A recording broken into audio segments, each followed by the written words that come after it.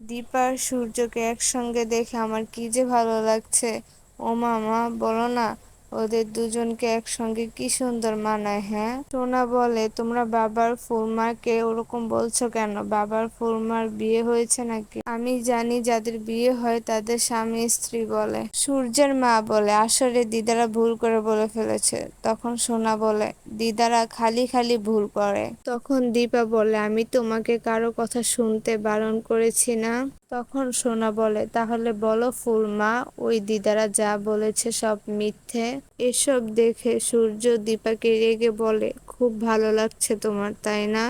যা যা চেয়েছিলে তাই হচ্ছে। এটাই তো চেয়েছিলে, সবকিছু তোমার প্ল্যান মাফিক হচ্ছে। তখন দীপা বলে, আমি এসব করিনি। আর সূর্য দীপার কথা থামিয়ে দীপাকে চিৎকার করে বলে, তুমি করেছো না তো কে করেছে? তুমি সোনার ব্রেন ওয়াশ করেছো। সোনা কি এসব বলতে পারে? সোনা কি এসব কিছু জানে? সোনাকে এসব তুমি শিখিয়েছো, তোমার জন্যই সব কিছু হয়েছে। তখন সোনা কান্না করতে করতে বলে, বাবা তুমি ফুলমাকে আবার বকছো? তোমাকে বারণ করেছিলাম না? কতবার তোমাকে বারণ করেছি, তবুও তুমি সে একই জিনিস করছো। সব বলে সোনা খাবার ছেড়ে চলে যায় নিজের রুমে। তারপর রূপা বলে, তোমরা চিন্তা করো না, আমি দেখছি। তোমরা কেউ আমার পিছু পিছু এসো না কিন্তু।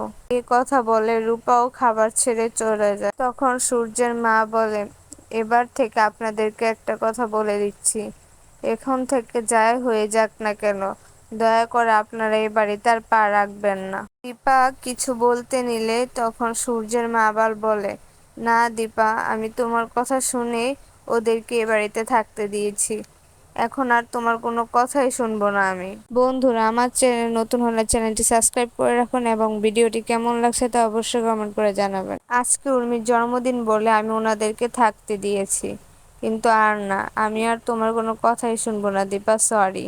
তারপর সোনার দিদাদেরকে সূর্যের মা বলে, খাবার হয়েছে, তাহলে বেরিয়ে যান এক্ষুনি। তারপর সবাই দিদাদেরকে অপমান করে বের করে দেয়। তো বন্ধুরা, আপনাদের কি মনে হয়, দীপা কি পারবে সূর্যের সামনে নিজেকে সঠিক প্রমাণ করতে? আর সবাই কি পারবে সোনার রাগ ভাঙাতে, সোনাকে বুঝাতে?